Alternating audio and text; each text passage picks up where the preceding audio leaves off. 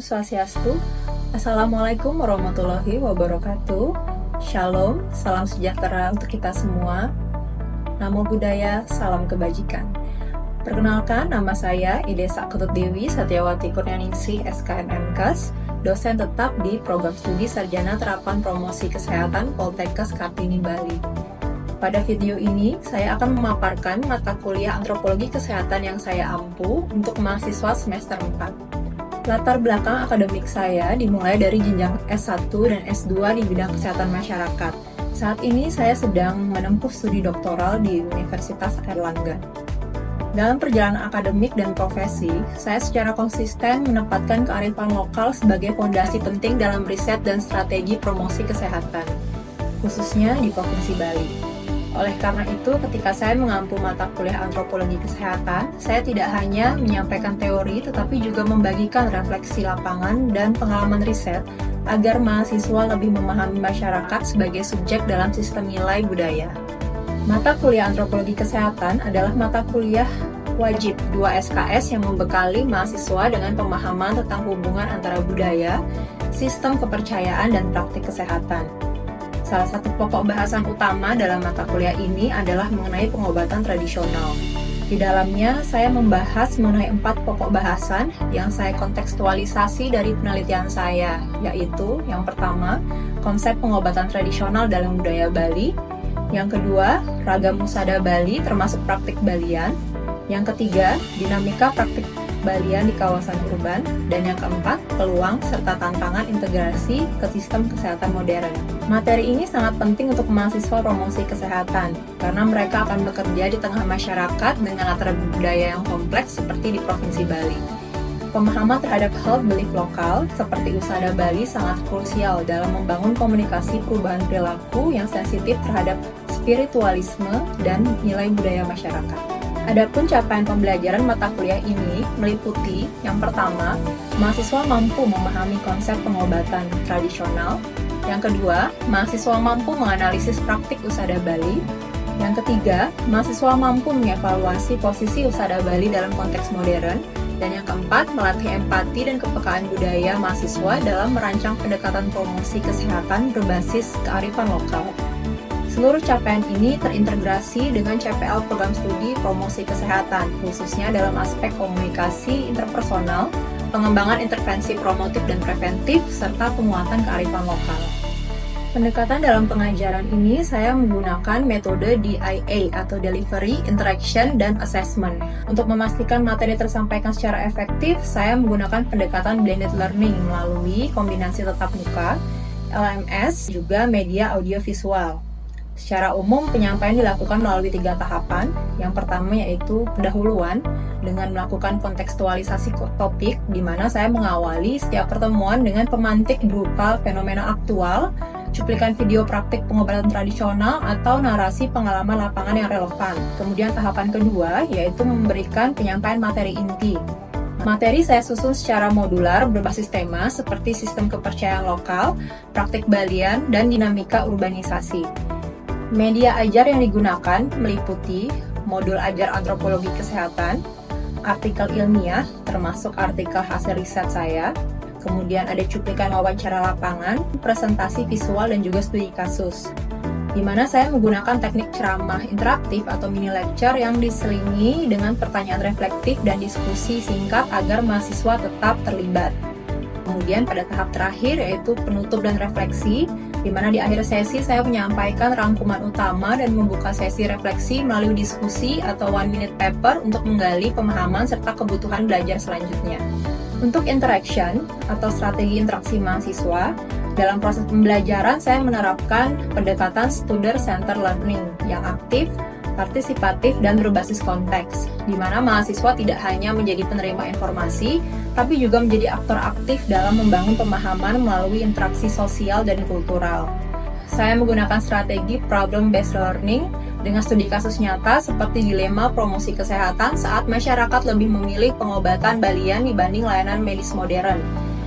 Mahasiswa juga diminta mengaitkan materi dengan pengalaman lapangan atau fenomena lokal yang mereka amati. Untuk assessment, evaluasi pembelajaran, penilaian pembelajaran saya rancang sepenuhnya berbasis prinsip outcome based education. Skema penilaiannya meliputi tugas individu dengan bobot 20%, kemudian tugas kelompok dengan bobot 20%, UTS dan UAS juga dengan bobot 20% yang berbasis esai tematik dan studi kasus, dan juga partisipasi LMS dan kehadiran aktif masing-masing diberikan bobot 10% untuk mengukur keterlibatan mahasiswa dalam forum, diskusi daring, dan juga kelas.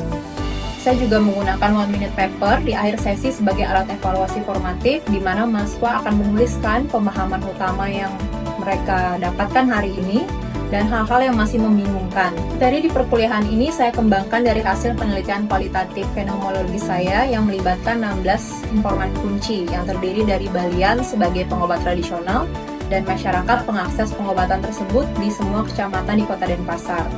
Penelitian tersebut juga sudah dipublikasikan dalam jurnal nasional terakreditasi Sinta 4 Dharma Smerti dengan judul artikel Kepercayaan dan Pengalaman Masyarakat Perkotaan dalam menggunakan pelayanan kesehatan tradisional Balian, studi kualitatif di Kota Denpasar.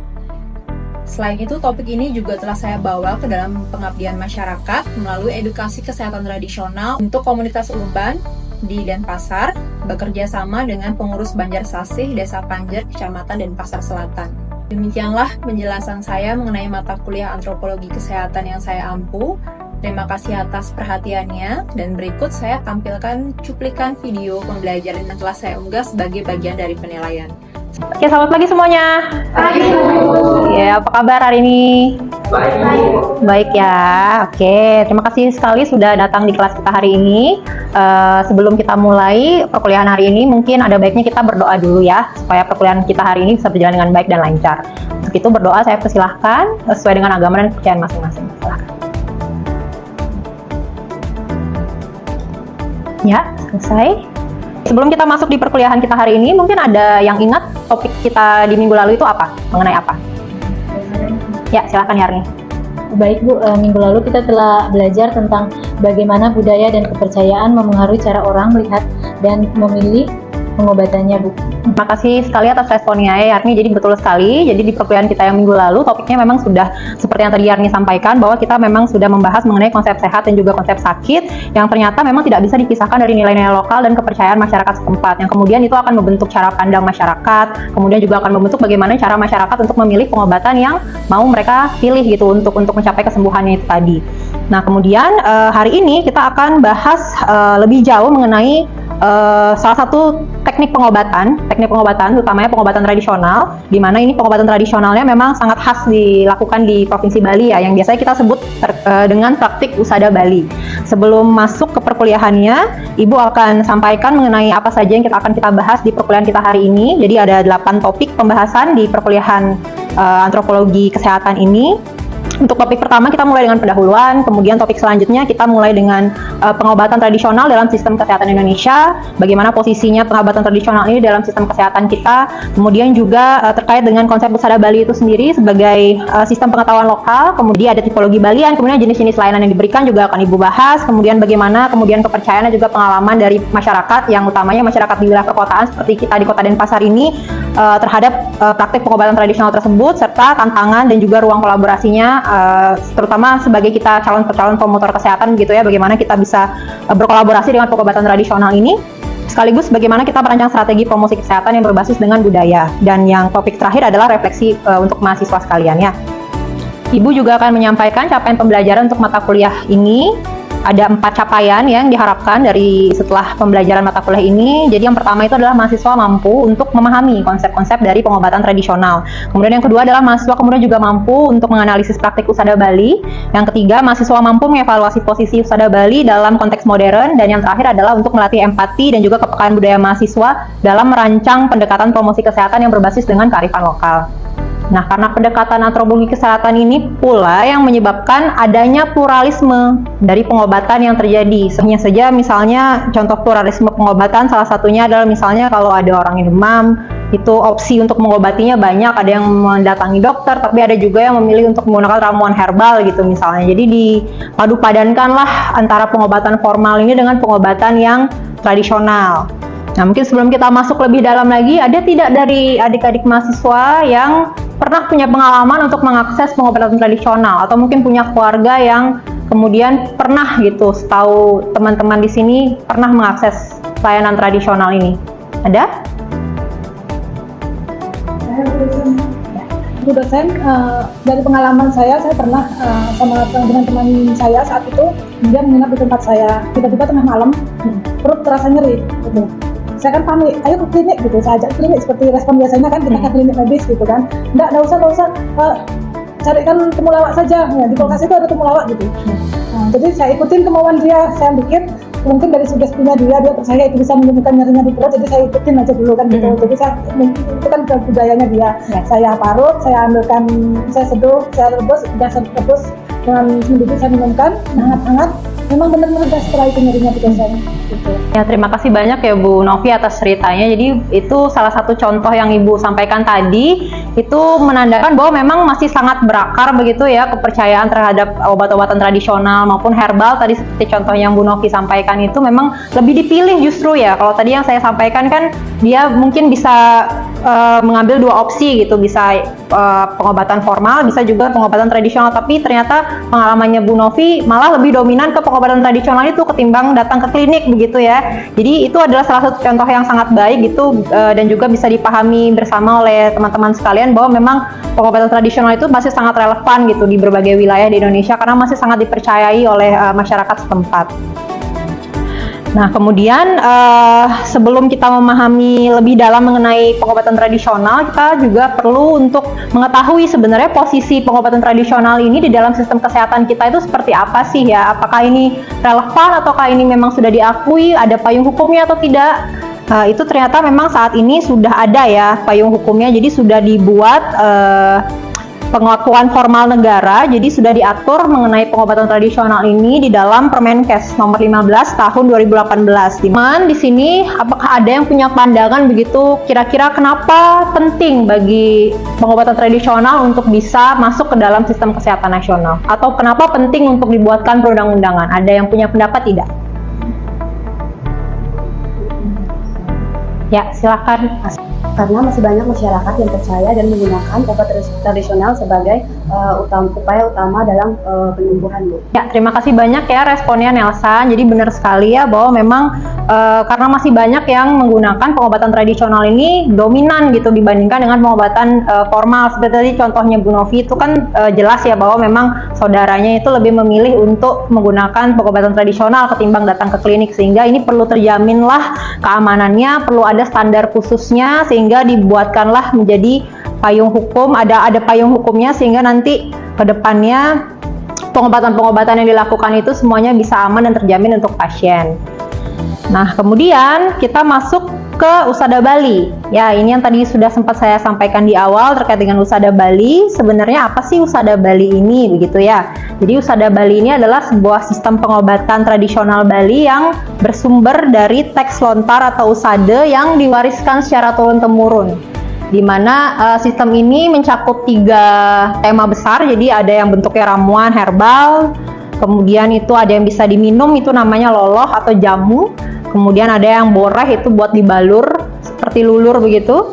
Kemudian ada juga yang menggunakan bentuk pengobatan dengan mantra atau doa ya, dari pustaka kuno. Ya, ini dari lontar ini contoh-contoh lontar zaman dulu, tapi sekarang udah nggak seperti ini lagi ya. Jadi udah ada bukunya yang menuliskan tentang pengobatan tradisional ini, bisa dibaca. Jadi adik-adik sekalian juga bisa searching, cari lontar usada, itu bentuknya juga bukan lontar ini lagi, tapi sudah dalam bentuk buku yang kemudian bisa dibaca dan dipelajari begitu terkait dengan pengobatan tradisional. Dan kemudian sistem yang terakhir itu tadi setelah mantra ada ritual spiritual dan juga ritual pembersihan energi. Nah, jadi ada beberapa video yang Ibu tampilkan di slide. Ini ada beberapa ragam teknik pengobatan Usada Bali ya. Mungkin nanti adik-adik bisa lihat videonya lebih seksama ya. Sekaligus juga mungkin bisa di searching, sekarang sudah banyak platform untuk video-video pembelajaran, bisa lihat di sosial media, banyak sekali yang sudah bahas tentang pengobatan tradisional ini begitu. Nah, kemudian kalau kita lihat dari video-video ini kan ternyata masih cukup banyak ya masyarakat yang datang ke pengobatan tradisional, mempercayai layanan Balian. Itu kira-kira ada yang punya pendapat tidak? Kenapa sih masyarakat ini masih gitu percaya terhadap layanan Balian ini? Ada yang punya pendapat? Ya, silahkan. Mungkin masalah regulasi Bu, belum semua pengobatan tradisional diakui secara legal atau masuk ke sistem BPJS. Mungkin dari itu Bu. Ya, jadi terima kasih responnya ya Ina. Jadi betul sekali karena Balian di sini tuh ternyata bisa mengakomodasi tidak hanya soal fisik saja, tapi juga hal-hal yang secara emosional atau secara spiritual dirasakan oleh pasien atau orang yang mengalami sakit. Nah, kemudian Ibu ingin mengajak adik-adik, teman-teman semua untuk melihat hasil penelitian yang Ibu lakukan tahun lalu. Ini penelitiannya Ibu lakukan di Kota Denpasar ya, terkait dengan kepercayaan dan juga pengalaman masyarakat perkotaan dalam menggunakan pelayanan kesehatan tradisional Balian di Kota Denpasar yang merupakan studi kualitatif, di mana penelitian ini tujuannya Ibu lakukan adalah untuk memahami bagaimana masyarakat urban, masyarakat perkotaan yang notabene di sini biasanya lebih ke hal-hal yang sains ya, lebih rasional, lebih mengutamakan pendekatan medis, tapi sebenarnya juga masih menjadikan Balian sebagai bagian penting dari pencarian kesembuhan itu sendiri. Nah, nanti kalau misalnya adik-adik teman-teman sekalian mau membaca artikelnya lebih lanjut, bisa scan artikelnya di slide tersebut. Kita bisa masuk saja ke hasil temuannya. Jadi dari studi yang Ibu lakukan terhadap 16 informan yang Ibu wawancarai, termasuk juga pengobat tradisionalnya Balian Ibu wawancarai, dan beberapa pengakses dari pengobat tradisional tersebut menunjukkan bahwa memang praktik Balian ini masih sangat aktif dipraktikkan begitu, meskipun dia ada di wilayah perkotaan. Dan ada 4 alasan utama yang kemudian menjadikan praktik ini tetap dilakukan. Yang pertama itu tadi adalah nilai keluarga. Jadi hal-hal yang merupakan kebiasaan turun-temurun, misalnya ibunya atau ayahnya atau neneknya masih mengakses Balian, biasanya orang-orang yang di bawahnya, anak-anaknya itu biasanya masih juga diajak untuk mengakses layanan tradisional Balian ini. Selanjutnya, setelah kita sudah memahami bagaimana dinamika persepsi masyarakat, terutama Balian di lingkup perkotaan, mungkin dari diskusi tadi ada tidak yang bisa mengetahui begitu kira-kira apa sih peluang dan juga tantangan begitu dari integrasi antara medis dengan tradisional ini? Ada yang mau memberikan pendapat mungkin? Ya, silakan. Menurut saya Bu, peluangnya sangat besar untuk menjangkau masyarakat yang masih mempercayai Balian. Ini juga bisa menjadi peluang bagi promosi kesehatan. Nah, itu tadi sudah salah satu peluang ya disebutkan ya, bahwa memang bisa kemudian integrasinya adalah menjangkau populasi yang lebih percaya terhadap Balian. Kemudian kita bisa masuk ke sana. Nah, ada nggak yang bisa kasih pendapat tentang tantangannya itu apa? Mungkin ada yang mau berpendapat? Ya, silahkan. Karena mereka merasa Balian lebih memahami secara kondisi, bukan hanya tubuh tetapi juga batin. Izin menambahkan, menurut dari saya mungkin bisa dikombinasikan antara edukasi medis dan pendekatan budaya. Jadi jawabannya bagus-bagus sekali ya teman-teman semua ya. Jadi di sini saya sudah merasa bahwa teman-teman sudah siap nih jadi promotor kesehatan malah. Karena benar yang tadi sudah disampaikan oleh Bu Novi, bahwa kita harus terbuka gitu sebagai promotor kesehatan, terbuka dengan apa yang ada di masyarakat, dengan praktik-praktik mereka biasa lakukan, dengan nilai-nilai yang mereka anut begitu ya.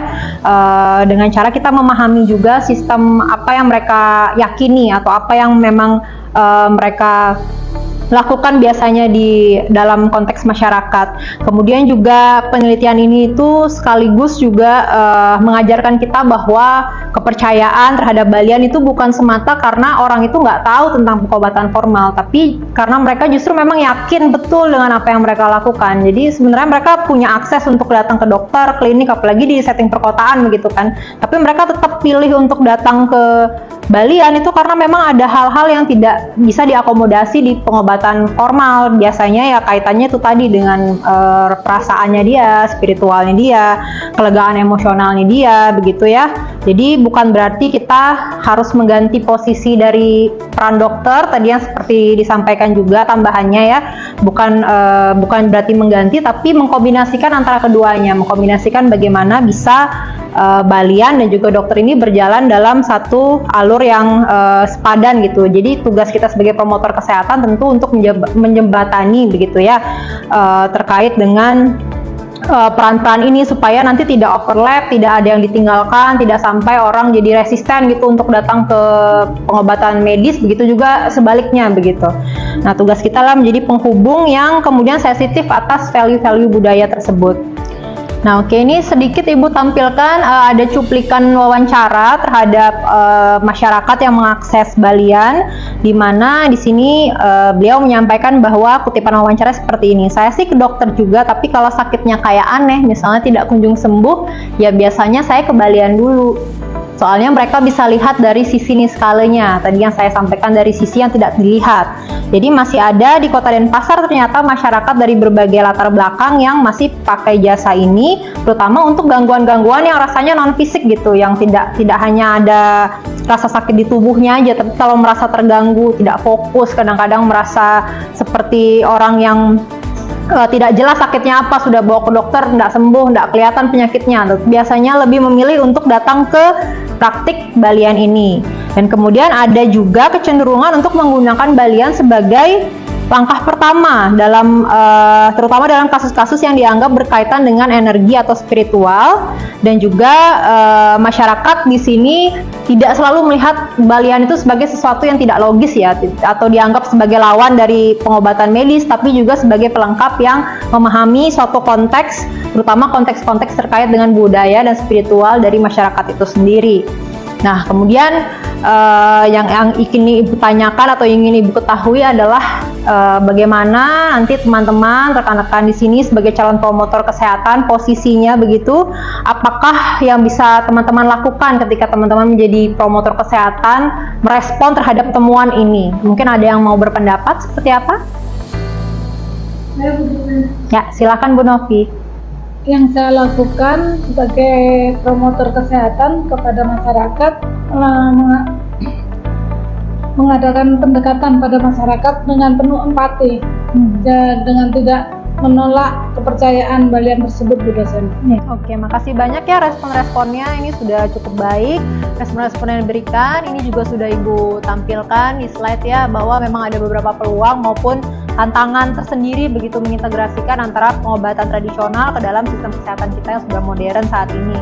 Kita sudah masuk nih ke beberapa topik terakhir ya, terkait dengan strategi promosi kesehatan berbasis budaya, di mana tadi sudah banyak sekali diskusi kita dan kita sudah sepakat juga bahwa memang promosi kesehatan yang efektif ini perlu mempertimbangkan nilai-nilai, kepercayaan, juga simbol-simbol budaya yang ada di masyarakat lokal, di mana kalau dalam konteks Bali sendiri pendekatan yang menghargai praktik dan seperti usade atau peran Balian yang tadi sudah Ibu jelaskan itu akan jauh bisa lebih diterima oleh komunitas begitu. Salah satu strategi mungkin yang bisa kita lakukan sebagai promotor kesehatan, misalnya bisa saja kita dengan menggunakan bahasa lokal saat memberikan edukasi, atau punya terminologi bahasa-bahasa lokal, simbol-simbol budaya, ataupun kita bisa berkolaborasi juga dengan tokoh-tokoh adat, kemudian juga bisa berkolaborasi juga justru dengan pengobat tradisional, misalnya berkolaborasi dengan Balian sebagai seseorang yang memang masih sangat dipercayai di komunitas. Kira-kira dari perkuliahan ini dan setelah Ibu menjelaskan ya, kira-kira apakah kalian bisa membayangkan begitu bagaimana jika kalian ditugaskan di sebuah desa atau di sebuah wilayah yang kemudian ingin mempromosikan sebuah isu, misalnya katakan saja isu kesehatan mental, bagaimana kira-kira strategi yang bisa kalian lakukan untuk bisa agar pesan kalian itu yang kalian sampaikan, edukasi yang kalian sampaikan ke masyarakat itu tidak ditolak? Mungkin ada yang mau menyampaikan pendapatnya? Ya, silahkan. Baik Bu, saya mungkin akan berdiskusi dulu dengan tokoh adat, temaku agar mereka bisa bantu menjelaskan. Oke, terima kasih sekali atas responnya. Jadi kurang lebih memang yang dilakukan adalah seperti itu ya, berkolaborasi itu tadi. Tapi mungkin hal yang bisa kita lakukan juga adalah kita pertama-tama harus mencari tahu dulu definisi sakitnya itu seperti apa ya. Seperti yang tadi kita sudah bahas di awal kan, apa sih isu kesehatan mental yang dimaksud. Kemudian terminologinya pastikan juga dipahami oleh masyarakat gitu. Jangan pakai terminologi yang sulit. Misalnya kalau depresi itu kan mungkin sulit ya dipahami oleh masyarakat, nggak semua masyarakat paham gitu tentang depresi, mental. Mungkin kita bisa pakai bahasa yang digunakan di masyarakat itu, kita cari tahu dulu seperti apa bahasanya. Mungkin mereka biasanya pakai bahasa bukan gangguan mental, tapi kepikiran atau saya merasa ketempelan atau hal-hal lainnya seperti itu kita gali dulu, kemudian baru kita cari titik temunya seperti apa, pesan kita kira-kira bisa masuk, kemudian adakah orang kunci yang bisa kita ajak kerjasama untuk menyampaikan pesan, di mana orang kunci ini maksudnya orang yang benar-benar dipercayai ya, bisa kader, bisa tokoh agama, tokoh adat, maupun praktik pengobat tradisional ini. Kemudian kita jalan bersama-sama begitu untuk menjalankan promosi kesehatan yang dimaksud. Ya, jadi kita sudah masuk ke topik terakhir kita di perkuliahan hari ini. Mungkin siapa dari rekan-rekan sekalian yang bisa bantu Ibu untuk menyimpulkan apa isi dari perkuliahan hari ini? Ada yang bisa? Ya, silakan ya nih. Saya awalnya merasa bingung karena tidak punya pengalaman langsung dengan Balian atau budaya Bali. Tapi setelah mendengar penjelasan dari Ibu tadi, saya sadar bahwa tugas promotor kesehatan itu bukan untuk menghakimi praktik lokal, tapi justru untuk mendengarkan dan membangun komunikasi yang bisa diterima, Bu. Menurut saya kunci utamanya adalah empati dan rasa hormat. Kita bisa menyampaikan pesan kesehatan, tapi dengan cara yang sesuai dengan cara pikir masyarakat. Baik, terima kasih banyak ya responnya Yani. Jadi mungkin Ibu juga bantu sedikit menyimpulkan dari apa yang kita bahas hari ini. Sebenarnya ada 3 poin ya yang ingin Ibu sampaikan, bahwa intinya dari perkuliahan ini kita sudah memahami bahwa memang kesehatan itu tidak hanya sifatnya fisik, tapi juga dipengaruhi oleh yang pertama tadi apa, budaya, kemudian ada kepercayaan dan juga nilai-nilai moral yang ada di masyarakat. Kemudian poin keduanya adalah terkait dengan usada Bali, praktik pengobatan tradisional Balian juga itu masih menjadi rujukan yang cukup penting dan bermakna begitu di tengah-tengah masyarakat, terutama untuk kasus-kasus yang berkaitan dengan gangguan non medis seperti itu ya. Dan poin terakhirnya adalah kita sebagai promotor kesehatan tentu harus menjadi jembatan yang empatik tadi ya, empatik antara sistem medis modern dan juga dengan praktik tradisional, supaya nantinya ketika kita merancang promosi kesehatan atau melakukan promosi kesehatan itu kita tidak ditolak oleh masyarakat. Oke, ini sebagai asesmen akhir sebelum kita akhiri perkuliahan hari ini. Seperti biasa Ibu punya 1 minute paper, jadi Ibu sudah siapkan kertasnya seperti biasa untuk adik-adik sekalian, teman-teman di sini bisa menjawab untuk setiap poin.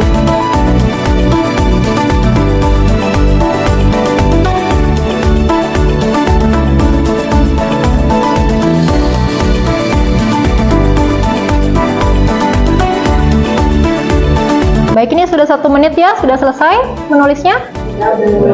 Sudah. Kalau sudah silahkan dibantu kumpulkan, Ina silahkan.